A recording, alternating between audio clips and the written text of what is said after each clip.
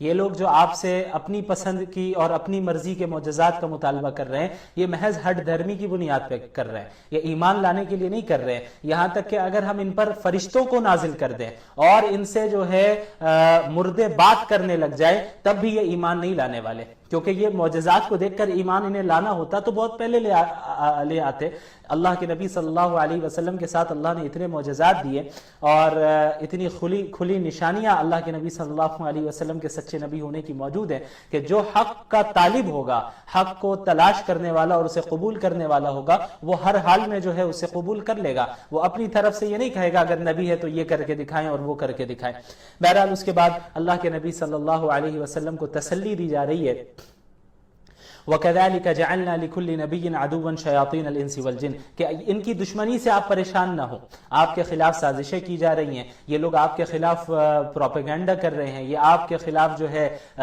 ایک دوسرے سے باتیں کر رہے ہیں، آپ پر تہمتیں لگا رہے ہیں، تو ان کی دشمنی سے آپ پریشان نہ ہو۔ بلکہ آپ سے پہلے بھی جو انبیاء آئے ہیں، ہر ایک نبی کے لیے انسانوں میں سے بھی اور جنات میں سے بھی اسی طرح دشمن تھے، یعنی جس نے بھی حق کی دعوت کا اعلان کیا اور لوگوں کو حق کی طرف دعوت دی ہے اور بلایا ہے، توحید کی طرف بلایا، بت پرستی کو چھوڑنے کی دعوت دی، اس کا کوئی نہ کوئی دشمن رہا ہے، جنوں میں سے بھی اور انسانوں میں سے بھی۔ لہٰذا آپ کو ڈٹے رہنا ہے، آپ ان کی دشمنی کی فکر نہ کریں۔ اس کے بعد اللہ تعالیٰ نے مومن اور کافر کی مثال دی ہے، کس طرح؟ أَوَمَنْ كَانَ مَيْتًا فَأَحْيَيْنَاهُ وَجَعَلْنَا لَهُ نُورًا يَمْشِي بِهِ فِي النَّاسِ كَمَنْ مَثَلُهُ فِي الظُّلُمَاتِ لَيْسَ بِخَارِجٍ مِنْهَا۔ یہاں مومن اور کافر کی مثال ایک زندہ اور مردے کی حیثیت کی مثال سے سمجھایا گیا ہے کہ مومن کی مثال ایسی ہے کہ وہ ایک زندہ شخص ہے اور کافر کی مثال ایسی ہے کہ وہ ایک مردہ شخص ہے، یعنی ایک زندہ اور مردے میں کتنا فرق ہوتا ہے، ایمان والے اور کفر والے میں اتنا ہی فرق ہے۔ اسی طرح ایمان کی مثال روشنی ہے اور کفر کی جو مثال ہے وہ اندھیرا ہے، تو روشنی اور اندھیرے میں کتنا فرق ہوتا ہے، کتنا یہ ایک دوسرے سے الگ ہیں یہ دونوں۔ اسی طرح ایمان اور کفر کا معاملہ ہے۔ اس کے بعد اللہ تعالیٰ محشر میں سوال کریں گے جنوں سے بھی اور انسانوں میں سے بھی، ان جنوں اور ان انسانوں سے جو اللہ رب العالمین کی نافرمانی کرتے آئے اپنی زندگی میں۔ کیا کہیں گے؟ یا معشر الجن والانس الم یأتیکم رسل منکم یقصون علیکم آیاتی وینذرونکم لقاء یومکم ھذا، کہ اے جن و انس، کیا تمہارے پاس تم میں سے انبیاء نہیں آئے، رسول نہیں آئے جو ہماری آیتوں کو پڑھ کر تمہیں سناتے تھے اور اس دن کی ملاقات سے جو ہے تمہیں ڈراتے تھے کہ قیامت کا دن آنے والا ہے، اس سے پہلے پہلے باز آ جاؤ۔ تو بہرحال یہ جو نافرمان ہوں گے یہ اس دن اپنی نافرمانی کا اعتراف کریں گے۔ اس کے بعد مشرکین کے ایک غلط عقیدے اور نظریے کی تردید کی اللہ تعالیٰ نے۔ وَجَعَلُوا لِلَّهِ مِمَّا ذَرَأَ، آیت نمبر 136، وَجَعَلُوا لِلَّهِ مِمَّا ذَرَأَ مِنَ الْحَرْثِ وَالْأَنْعَامِ نَصِيبًا فَقَالُوا هَذَا لِلَّهِ بِزَعْمِهِمْ وَهَذَا لِشُرَكَائِنَا، کہ مشرکین جو تھے وہ کھیتی اور جانوروں کی جو پیداوار ہوا کرتی تھی اس میں ایک حصہ اللہ رب العالمین کے لیے کر دیا کرتے تھے اور ایک حصہ اپنے بتوں کے لیے رکھتے تھے۔ اللہ رب العالمین کا جو حصہ ہوتا تھا وہ فقراء اور مساکین میں تقسیم کر دیتے تھے، اور بتوں کے لیے جس حصے کو مقرر کیا ہوا تھا ان لوگوں نے، وہ بت خانے میں کے جو مجاور ہوا کرتے تھے، مجاوروں میں جو ہے اسے تقسیم کرتے تھے۔ تو اللہ تعالیٰ نے فرمایا کہ کیسی بری تقسیم ہے کہ یہ ساری چیزیں تو اللہ ہی نے پیدا کی، بتوں نے کیا کیا ہے، لیکن تم اللہ کے ساتھ شریک ٹھہرا رہے ہو اور اللہ کے لیے بھی ایک حصہ رکھ رہے ہو اور بتوں کے لیے بھی ایک حصہ رکھ رہے ہو، یہ تو غلط بات ہے، حالانکہ ان تمام چیزوں کو اللہ ہی نے پیدا کیا۔ اس کے بعد مشرکین کی جو جاہلانہ رسم تھی اس کی تردید کی اللہ تعالیٰ نے۔ وَكَذَلِكَ زَيَّنَ لِكَثِيرٍ مِّنَ الْمُشْرِكِينَ قَتْلَ أَوْلَادِهِمْ شُرَكَاؤُهُمْ لِيُرْدُوهُمْ وَلِيَلْبِسُوا عَلَيْهِمْ دِينَهُمْ، ان کی بہت سی بری عادتیں تھی، ان میں سب سے بڑی ایک بری عادت تھی بیٹیوں کو قتل کر دینا، یعنی بیٹا پیدا ہوتا تو بہت خوش ہو جاتے، لیکن اگر کوئی بیٹی پیدا ہو جاتی تو کیا ہوتا کہ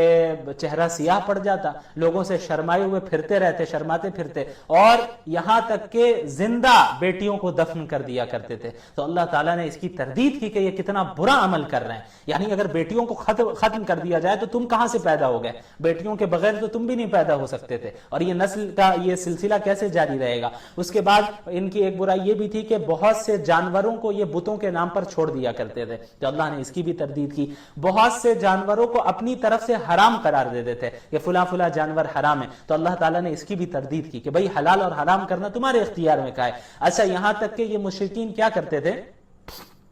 کہ بعض جانوروں کا جو دودھ تھا اس کو مردوں کے لیے حلال سمجھتے تھے اور عورتوں کے لیے حرام سمجھتے تھے کہ بھئی فلاں جانور ہے، اس کا جو دودھ ہے وہ مرد حضرات استعمال کر سکتے ہیں، مردوں کے لیے تو حلال ہے، عورتوں کے لیے حرام ہے۔ تو اللہ تعالیٰ نے کہا کہ بھئی یہ حلال اور حرام کا مسئلہ تم نے کہاں سے نکال لیا؟ اللہ تعالیٰ نے تردید کی اور بتایا کہ حلال اور حرام کا جو معاملہ ہے یہ صرف اللہ کے اختیار میں، کسی انسان کے پاس اس کا اختیار نہیں ہے۔ اگر تم کہتے ہو یہ چیزیں حرام ہیں تو دلیل لاؤ، دلیل لا کر دکھاؤ۔ کیا اللہ نے جب ان چیزوں کو حرام کیا تھا تم تھے موجود اس وقت؟ یقیناً نہیں تھے، تو پھر اللہ پر کیسے بہتان باندھ رہے ہو، کیسی تہمت لگا رہے ہو، کیسا الزام لگا رہے ہو؟ حلال اور حرام کرنا یہ صرف اللہ کے اختیار میں۔ اللہ جس چیز کو حلال کرنا چاہے گا اسے حلال قرار دے گا، اور جس چیز کو اللہ تعالیٰ حرام قرار دینا چاہے گا اسے حرام قرار دے گا۔ بہرحال اس کے بعد اللہ تعالیٰ نے اوامر اور نواہی کا بیان کیا ہے۔ دیکھیں پورے دین کا خلاصہ ہی اوامر اور نواہی ہے۔ اوامر کسے کہتے ہیں؟ یعنی اللہ تعالیٰ نے جن چیزوں کے کرنے کا حکم دیا ہے انہیں اوامر کہتے ہیں، اور اللہ تعالیٰ نے جن چیزوں سے رکنے کا حکم دیا ہے، بچنے کا حکم دیا ہے، نہیں کرنے کا حکم دیا ہے، انہیں نواہی کہتے ہیں۔ تو پورے دین کا خلاصہ یہی دو ہے، اوامر اور نواہی۔ بہت سی چیزیں کو کرنے کا حکم ہے اور بہت سی چیزوں سے دور رہنے کا، بچنے کا حکم ہے۔ تو اللہ تعالیٰ نے اس جگہ پر اوامر اور اس اب جو آیت ہے یہاں سے قل تعالوا اتلوا ما حرم ربکم، آیت نمبر 151، قل تعالوا اتلوا ما حرم ربکم علیکم الا تشرکوا به شیئا وبالوالدین احسانا، یہاں پر اوامر و نواہی کا ذکر کیا، تقریباً 10 چیزیں بیان کی۔ سب سے پہلا حکم دیا کہ والدین کے ساتھ حسن سلوک کرو، اپنے ماں باپ کے ساتھ اچھا سلوک کرو۔ دوسری چیز رزق کے خدشے سے اولاد کو قتل نہ کرو۔ مشرکین یہ بھی کرتے تھے کہ بھئی جو ہے عورت حاملہ ہو گئی، بیوی حاملہ ہو گئی، پریگننٹ ہو گئی، تو اب اس بات کا ڈر ہے کہ بھئی اب جو بچہ پیدا ہو جائے گا تو اب اس کے رزق کا کہاں سے انتظام کریں گے، اس لیے مار ڈالو، ختم کرو، ابورشن کروا لیا۔ تو کیا ہوا؟ یہ اللہ نے کہا کہ یہ قتل کر رہے ہو تم، یہ جائز نہیں ہے۔ تم رزق کے ڈر سے کیسے اولاد کو، اگرچہ وہ پیٹ میں ہی ہے، اسے تم کیسے قتل کر سکتے ہو؟ یہ بالکل بھی مناسب نہیں ہے۔ اللہ تمہیں جس طرح رزق دے رہا ہے اللہ بھی اسی کو رزق دے گا، تم رزق کا ڈر کیوں رکھتے ہو؟ اللہ آخر تمہیں بھی تو اللہ روزی دے رہا ہے، آخر تم بھی تو کھا رہے ہو۔ تو جب وہ دنیا میں آئیں گے، تمہاری اولاد دنیا میں آئے گی، تو اس کو بھی رزق ہم ہی دیں گے اور ہم کھلائیں گے، اس لیے یہ جائز نہیں ہے۔ اس کے علاوہ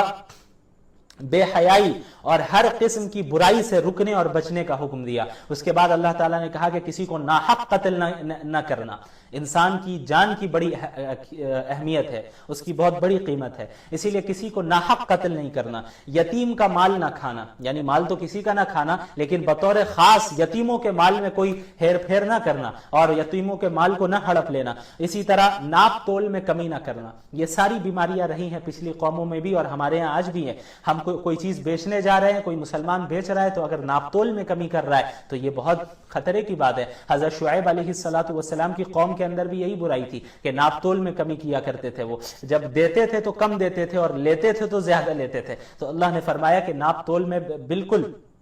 کمی نہ کرنا۔ اس کے بعد اللہ نے حکم دیا کہ عدل و انصاف کے ساتھ معاملہ کرو، عدل و انصاف کے ساتھ فیصلہ کرا کرو۔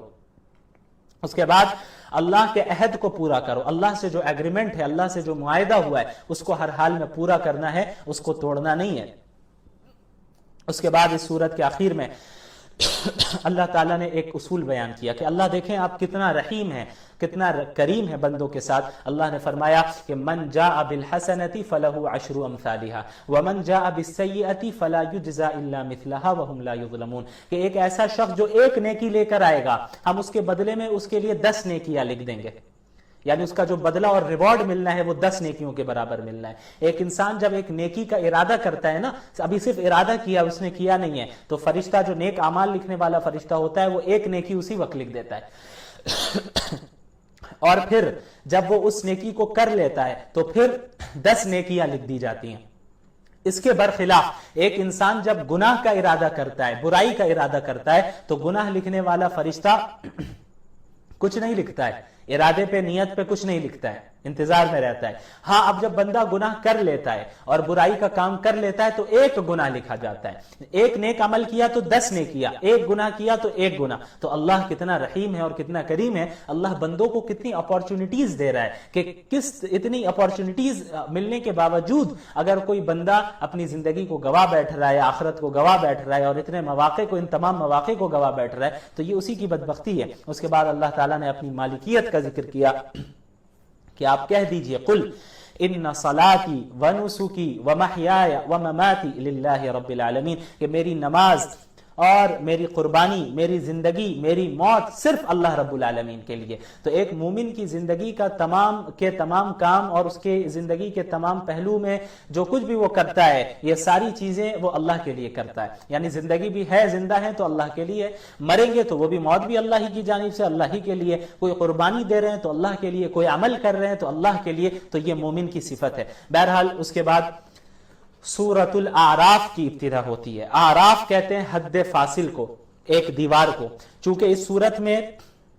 اصحاب اعراف کا ذکر ہے، یعنی جنت والوں کا ذکر ہے، جہنم والوں کا ذکر ہے، اور ان جنت اور جہنم کے بیچ میں جو ایک حد فاصل ہے، دیوار ہے، کچھ لوگ ایسے ہوں گے جو اس دیوار پر انتظار میں ابھی ہوں گے، ابھی ان کا فیصلہ نہیں ہوا ہوگا کہ وہ جنت میں جائیں گے یا جہنم میں جائیں گے۔ یہ ایسے لوگ ہوں گے جن کی نیکیاں اور برائیاں دونوں برابر ہوں گی، نیکیاں اور گناہ دونوں برابر ہو گئے ہوں گے، لہٰذا ابھی ان کا فیصلہ نہیں ہوا ہوگا کہ انہیں جنت میں جانا یا جہنم میں، تو یہ ابھی انتظار کریں گے اس حد فاصل پر، دیوار پر، ان کا ذکر ہے اس میں، اس لیے انہیں اصحاب اعراف کہا جاتا ہے۔ بہرحال اس پہ ابھی میں ان کے متعلق بات کرتا ہوں جہاں اس آیت کا ذکر آئے گا۔ اس کے بعد اللہ تعالیٰ نے اس صورت میں فرمایا کتاب انزل الیک فلا یکن فی صدرک حرج منہ لتنذر بہ وذکری للمؤمنین۔ اس میں بھی اللہ کے نبی کو تسلی دی گئی ہے صلی اللہ علیہ وسلم کہ آپ کو دعوت و تبلیغ کے کام میں، دین کے کام میں آپ کا دل تنگ نہیں ہونا چاہیے، آپ بس دین کا کام کرتے رہیں، آپ مسلمانوں تک جو ہے دین کا اور انسانیت تک دین کا پیغام پہنچائیے اچھے انداز میں، آپ کا بس یہی کام ہے، قبول کرنا نہیں کرنا یہ ان کے اختیار میں، اور حساب لینا تو ہمارا کام ہے۔ اس کے بعد ایک بہت ہی اہم آیت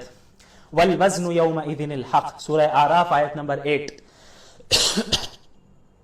والوزن یومئذ الحق، کہ قیامت کے دن ترازو برحق ہے، ترازو برحق ہے، یعنی قیامت کے دن انسان کے اعمال کو تولا جائے گا، وزن کیا جائے گا۔ یاد رکھیے انسان کے اعمال کو وزن کیا جائے گا، گنا نہیں جائے گا۔ تو معلوم ہوا کہ بہت سے ایسے لوگ ہوں گے، ہو سکتے ہوں کہ جو بہت سارے اعمال لے کر آ گئے ہوں گے لیکن ان کے اعمال بے وزن ہوں گے، تو وہاں تو ویٹ کا، وزن کا اعتبار ہوگا، کوانٹٹی کا زیادہ اعتبار نہیں ہوگا، یہ سیکنڈری چیز ہے، اصل وزن ہے۔ بہت سے ایسے لوگ ہوں گے جو اچھے اعمال کر کے آ رہے ہیں لیکن ان کے اعمال کیا ہوں گے؟ بے وزن ہوں گے، اور بہت سے ایسے ہوں گے جو کوانٹٹی میں تو اعمال انہوں نے کم کیے ہیں لیکن وزن والے اعمال ہوں گے، اللہ کے نزدیک قابل قبول ہوں گے۔ اچھا، اب اعمال کے قبول ہونے کے جو شرائط ہیں، یعنی ہمارے اچھے اعمال میں وزن کیسے پیدا ہو، دیکھیں اس کی تین چیزیں ہیں، تین طریقے ہیں، بلکہ تین شرائط ہیں، اور تینوں شرطوں کا پورا ہونا ضروری ہے۔ اگر ان میں سے ایک بھی شرط نہیں پائی جا رہی ہے تو پھر وہ عمل بے وزن ہے، چاہے آپ کتنے اخلاص کے ساتھ کر رہے ہوں، کوئی فرق نہیں پڑنے والا۔ سب سے پہلی چیز عقیدہ ٹھیک ہو، یعنی اگر آپ کا عقیدہ ہی درست نہیں ہے تو آپ جتنی نمازیں پڑھ لیجئے، جتنے روزے رکھ لیجئے، تراویح پہ تراویح پڑھتے چلے جائیے، صدقات و خیرات کرتے چلے جائیے، یہ سب بیکار ہے اور اللہ کے نزدیک بالکل بے وزن ہے، ان اعمال کا کوئی وزن ہی نہیں ہوگا۔ سب سے پہلی شرط یہ ہے اعمال کے قبول ہونے کے لیے کہ انسان کا عقیدہ درست ہونا چاہیے، اس کے بلیف صحیح ہونے چاہیے۔ دوسری شرط یہ ہے کہ اس کی نیت ٹھیک ہو۔ عقیدہ ٹھیک ہے لیکن عمل کر رہا ہے ریاکاری کی بنیاد پر، دکھاوے کی بنیاد پہ، نیت اچھی نہیں ہے، نیت میں اللہ کی رضا نہیں ہے، تو پھر یہ عمل بھی بے وزن ہے۔ تو پہلی شرط عقیدہ درست ہو، دوسری شرط نیت درست ہو، تیسری شرط طریقہ درست ہو، یعنی وہ طریقہ سنت رسول کے مطابق ہو۔ یعنی آپ کا عقیدہ بھی درست ہے، مثلا فار ایگزامپل عقیدہ بھی درست ہے، نیت بھی بڑی اچھی ہے کہ ہم اللہ کے لیے کر رہے ہیں، لیکن جو کام آپ کر رہے ہیں وہ رسول اللہ کی سنت سے ہٹا ہوا ہے، وہ طریقہ رسول اللہ صلی اللہ علیہ وسلم کی سنت سے ہٹا ہوا ہے۔ تو جب رسول اللہ کی شریعت اور سنت کے مطابق آپ عمل نہیں کر رہے ہیں اور اپنی طرف سے کسی چیز کو ایجاد کر کے اسے عبادت سمجھ کے کر رہے ہیں تو اللہ کے نزدیک قابل قبول نہیں ہے۔ آپ جتنے بھی اخلاص کے ساتھ کیجئے، آپ قبر پرستی کیجئے، قبروں پہ جائیے اور سجدے کیجئے بڑے اخلاص کے ساتھ کہ بھئی اللہ آپ کے لیے کر رہے ہیں، قبر کے سامنے سجدہ کر رہے ہیں اور رو رو کے گڑ گڑائیے، تو اس سے کوئی فرق نہیں پڑنے والا، کیونکہ آپ شرک کر رہے ہیں، غلط کام کر رہے ہیں، تو یہ اللہ کے نزدیک قابل قبول نہیں۔ آپ کے اندر کتنا ہی اخلاص کیوں نہ ہو۔ تو اعمال کے قبول ہونے کے لیے، اعمال کا باوزن ہونے کے لیے تین شرطوں کا پایا جانا ضروری ہے۔ نمبر 1 عقیدہ ٹھیک ہو، نمبر 2 ارادہ یعنی نیت ٹھیک ہو، نمبر 3 طریقہ ٹھیک ہو، رسول اللہ کی سنت کے مطابق ہو۔ اس کے بعد حضرت آدم اور ابلیس کا ذکر ہے کہ کس طرح اللہ تعالیٰ نے حضرت آدم کو پیدا کیا اور فرشتوں کو حکم دیا کہ سجدہ کرے، ابلیس نے انکار کیا، مشہور واقعہ ہے، آپ سب جانتے ہیں۔ اور کس طرح جو ہے یہ شیطان کو مردود ٹھہرایا گیا، اسے نکالا گیا، اور پھر حضرت آدم کا جنت میں رہنا، پھر شیطان کا حضرت آدم کو لغزش دینا، اور پھر حضرت آدم کا جنت سے نکلنا اور زمین پر اترنا، پھر آخر میں اللہ تعالیٰ سے مغفرت کی دعا مانگنا، توبہ کرنا کہ یا اللہ مجھ سے غلطی ہو گئی، اگر آپ نے رحم نہیں کیا، مغفرت نہیں کی، تب تو ہم خسارہ اٹھانے والوں میں ہوں گے۔ تو یہ پورا ذکر ہے۔ اچھا، اب یہاں پہ دیکھیں، جب شیطان کو نکالا جا رہا تھا جنت سے، اللہ تعالیٰ جب ناراض ہو گئے اس سے کہ تم میرا انکار کر رہے ہو میرے حکم کا،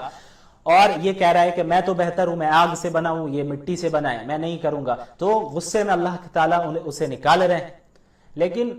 وہ چونکہ اس کے پاس علم بہت زیادہ تھا، اللہ کا عشق نہیں تھا، یہ سب سے بڑی وجہ ہوئی کہ جس کی وجہ سے اللہ کے حکم کی اس نے اطاعت نہیں کی، لیکن علم تو بہت زیادہ تھا شیطان کے پاس، لیکن اس کا علم اسے کوئی فائدہ نہیں پہنچا پایا۔ تو جب اللہ تعالیٰ نے اسے نکالا جنت سے اور حکم دیا کہ چلے جاؤ، تو اس نے اللہ سے اسی حالت میں درخواست کی، انذرنی الی یوم یبعثون، کہ قیامت تک مجھے مہلت دے کر رکھیے، آپ نکال تو رہے ہیں آپ مجھے، لیکن قیامت تک مہلت دے کر رکھیے، قیامت سے پہلے مجھے موت نہ آ جائے، یعنی آخر تک میں رہوں، میں تمام اس آدم کی اولاد کو بہکاؤں گا، انہیں گمراہ کروں گا۔ تو اللہ نے اس کی دعا کو، اس کی درخواست کو قبول کر لیا، اور اللہ نے کہہ دیا کہ جو تمہیں فالو کرے گا، تمہیں اور ان تمہارے فالوورز کو ایک ساتھ جہنم میں ڈالیں گے، ہاں لیکن جو میرے نیک بندے ہوں گے، مخلص بندے ہوں گے، ان پر تمہارا کوئی کنٹرول نہیں ہونے والا، وہ تو تم سے مقابلہ کریں گے اور جیتیں گے اور میری طرف رجوع کریں گے، مجھ سے جب بھی معافی مانگیں گے میں معاف کر دوں گا۔ یہاں پر ایک نقطے پر غور کرنے کی ضرورت ہے، جب شیطان کو نکالا جا رہا تھا تو اس وقت بھی اس نے اللہ سے دعا مانگی، یعنی اس کے پاس یہ علم تھا کہ اللہ رب العالمین اگرچہ غصے میں ہے، لیکن اللہ کا غصہ اس وقت بھی دعا کی قبولیت کے لیے مانع نہیں ہے، اللہ ابھی بھی دعا قبول کر سکتا ہے، اسی لیے فوراً اس نے اس وقت ہی دعا مانگی کہ یا اللہ، درخواست کی کہ آپ مجھے قیامت تک مہلت دیجئے۔ لہٰذا ہمیں بھی سبق لینا چاہیے، اس سے یہ اشارہ بھی ملتا ہے کہ وہ بندے جتنے بھی گنہگار ہوں، یہ نہ سوچے کہ ہم اللہ سے دعا مانگیں گے تو اللہ ریجیکٹ کر دے گا۔ اللہ یقیناً ہو سکتا ہے کہ غصہ ہو ہمارے اعمال کی بنیاد پر، لیکن اس کے باوجود اللہ دعا قبول کر لے گا، لیکن ہمیں اللہ کی طرف رجوع کرنا ہوگا، اور اپنے گناہوں کی وجہ سے بالکل یہ نہ سمجھے ہم کہ ہم تو اس لائق ہی نہیں ہے کہ اللہ کی طرف رجوع کرے، یہ بھی شیطان کا ایک دھوکہ ہوتا ہے۔ جو جتنا گناہگار ہے، جتنا بھی ہو، فوراً اللہ کی طرف رجوع کرے۔ بہرحال اب چونکہ شیطان نے حضرت آدم کو بہکایا تھا اور جنت سے نکلنا پڑا انہیں، تو جب وہ نکلے تو جنتی لباس بھی ان کے جسم سے اتر گیا اور انہیں برہنہ ہونا پڑا۔ تو اللہ تعالیٰ نے یہاں پر لباس کی اہمیت بتائی، یا بنی آدم قد انزلنا علیکم لباسا یواری سوآتکم وریشا ولباس التقوی ذلک خیر۔ یہاں دو قسم کے لباس کا ذکر ہے، ایک تو ظاہری لباس، یہ جو میں نے پہن کے رکھا ہے، جو آپ سب پہن کر ہوں گے، تو یہ لباس، اس کے ذریعے ہم اپنے ستر کو چھپاتے ہیں، اپنے جسم کو چھپاتے ہیں، تو یہ اللہ کی بہت بڑی نعمت ہے۔ لیکن اس کے علاوہ ایک اور لباس ہے، وہ تقوی کا لباس ہے۔ اللہ نے فرمایا ذالک خیر، وہ خیر ہے، وہ بہتر ہے، یعنی ظاہری لباس تو اختیار کرنا ہی ہے، لیکن اس کے علاوہ ایک معنوی لباس ہے جو دل کا لباس ہے، وہ ہے تقوی، اللہ کا ڈر، اللہ کے احکامات پر عمل کرنا، اللہ کی منہیات سے رکتے رہنا، تو اسے بھی اختیار کرنا ضروری ہے۔ اس کے بعد انسانوں کو حکم دیا گیا، یا بنی آدم خذوا زینتکم عند کل مسجد، کہ اے ابن آدم، اے اولاد آدم، انسان، جب بھی تم نماز پڑھو، اللہ کے سامنے سجدہ کرنے جاؤ تو اپنی زینت اختیار کر لو۔ مشرکین کیا کیا کرتے تھے کہ بیت اللہ کا، کعبے کا جب وہ طواف کرتے تھے تو برہنہ ہو کر، ننگے ہو کر کرتے تھے، کپڑا نکال دے، اپنے کپڑے اتار دیتے تھے اور کپڑے اتار کر طواف کیا کرتے تھے، اور وہ سمجھتے تھے کہ اس میں کعبے کی عظمت ہے، حالانکہ ظاہر ہے یہ جاہلانہ رسم ہے۔ اللہ تعالیٰ نے اس کی تردید کی اور کہا خذوا زینتکم عند کل مسجد،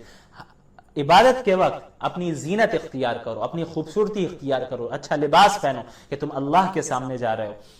بہرحال اس کے بعد پھر ہے والذین آمنوا وعملوا الصالحات لا نکلف نفسا الا وسعها اولئک اصحاب الجنۃ هم فیہا خالدون، کہ جو ایمان لے آئے اور جنہوں نے نیک اعمال کیے، ہم کسی بھی جان کو اس کی طاقت سے زیادہ مکلف نہیں بناتے۔ یہ پہلے بھی گزر چکا ہے کہ اللہ جو بھی احکامات دیتا ہے، جو کچھ بھی انسان کے اوپر حالات لاتا ہے، وہ اس کی طاقت کے بقدر ہی لاتا ہے۔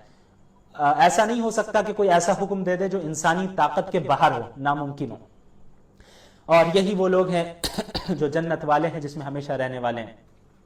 اس کے بعد اب یہاں پہ اصحاب اعراف کا ذکر ہے۔ ونادى أصحاب الجنة أصحاب النار أن قد وجدنا ما وعدنا ربنا حقا فهل وجدتم ما وعد ربكم حقا قالوا نعم فأذن مؤذن بينهم اللعنة الله على الظالمين کہ جب جنت والے جنت میں چلے جائیں گے، جہنم والے جہنم میں چلے جائیں گے، بیچ میں آراف والے ہوں گے، جنت والے جہنم والوں سے کہیں گے کہ ان قد وجدنا ما وعدنا ربنا، اے جہنمیوں، اللہ نے ہم سے جو وعدہ جنت کا کیا تھا وہ تو ہمیں مل گیا، کیا تم سے جو جہنم کا وعدہ کیا گیا تھا تمہیں بھی مل گیا؟ اب یعنی دنیا میں تو انکار کرتے رہے کہ بھئی ایسا کچھ نہیں ہونے والا ہے، لیکن مومنین نے کہا کہ اللہ نے ہمارے سے جنت کا وعدہ کیا ہے، اور کافرین سے اللہ نے جہنم کا وعدہ کیا، تو جنت والے جہنم والوں کو پکار کے کہیں گے ہمیں تو مل گیا اپنا وعدہ جنت کا، تمہیں جہنم کا وعدہ ملا؟ تو سب کہیں گے جہنمی قالوا نعم کہ ہاں ہمیں بھی اپنا وعدہ مل گیا۔ اس کے بعد آراف والوں کا ذکر ہے کہ آراف والے بالکل کشمکش میں ہوں گے، اور وہ ایک طرف دیکھ رہے ہوں گے تو جنت والے نظر آ رہے ہوں گے، دل چاہ رہا ہوگا کہ جنت میں داخل ہو جائے، لیکن اب تک کوئی فیصلہ نہیں ہوا ہے، اور اللہ تعالیٰ سے دعا کریں گے یا اللہ اگرچہ ہمارے اعمال جو ہے اس لائق اب تک نہیں ہوا ہے کہ ہمارا جنت اور جنت میں جانے کا فیصلہ ہو گیا ہے، لیکن آپ ہمیں ان میں شامل کروائیں۔ لیکن جب گھوم کر دیکھیں گے جہنم والوں کی طرف تو اور ان کا ڈر بڑھ جائے گا، اور کہیں گے یا اللہ ان ظالموں کے ساتھ ہمارا معاملہ نہ فرمائیے گا، اور جہنمیوں سے کہیں گے آراف والے ارے تم تو متکبر تھے دنیا میں، تم تو سمجھتے تھے کہ تمہاری میجورٹی ہے، تمہارے پاس یہ طاقت ہے وہ طاقت ہے، تو تمہاری میجورٹی آج تمہیں کوئی فائدہ نہیں پہنچا رہی ہے، تم جہنم میں چلے گئے تمہیں کوئی فائدہ نہیں پہنچا رہی ہے تمہاری میجورٹی، تمہاری طاقت، تمہارے اسباب، یہ سارے اسباب کہاں گئے؟ بہرحال پھر اللہ تعالیٰ کی طرف سے اعلان ہوگا کہ یہی وہ اصحاب آراف ہیں جن کے متعلق تم جہنمیوں کہا کرتے تھے کہ اللہ کی رحمت انہیں کبھی نہیں پہنچے گی، جاؤ آراف والے بھی جنت میں داخل ہو جاؤ، لا خوف علیکم ولا انتم تحزنون، اور نہ ہی اب تمہارے اوپر کوئی خوف ہے نہ ہی کوئی غم ہے۔ تو آراف والے جو بیچ میں ویٹنگ روم میں ہوں گے، انتظار کر رہے ہوں گے، وہ بھی اللہ کے فضل سے جنت میں داخل ہو جائیں گے، اور ان سے کہا جائے گا لا خوف علیکم ولا انتم تحزنون، آج نہ کوئی خوف ہے نہ ہی کوئی غم ہے۔ دیکھیں خوف کا تعلق فیوچر سے ہوتا ہے اور غم کا تعلق پاسٹ سے ہوتا ہے، یعنی پاسٹ میں کوئی بری چیز ہو گئی، کوئی حادثہ ہو گیا تو اب انسان غمگین بیٹھا ہے، لیکن خوف اور ڈر کب ہوتا ہے کہ جب فیوچر میں کسی بری چیز کے ہونے کا اندیشہ ہو کہ کہیں ایسا نہ ہو جائے، کہیں ویسا نہ ہو جائے، تو خوف۔ تو اللہ نے فرمایا نہ غم ہوگا نہ خوف ہوگا، معلوم ہوا کہ پاس میں جو کچھ کر کے آئے اس پر کوئی جو ہے ندامت نہیں ہوگی، اور فیوچر کا کوئی اب ڈر نہیں ہوگا کیونکہ جنت میں داخل ہوگا، یعنی ٹینشن فری لائف جنت میں گزارنے کو انہیں ملے گی۔ اس کے بعد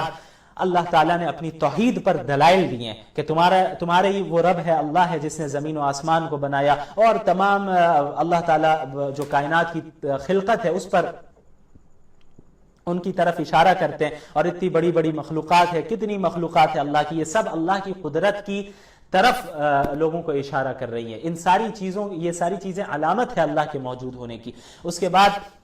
اس بارے میں تقریباً 5 انبیاء علیہم السلام کا ذکر ہے، حضرت نوح، حضرت ہود، حضرت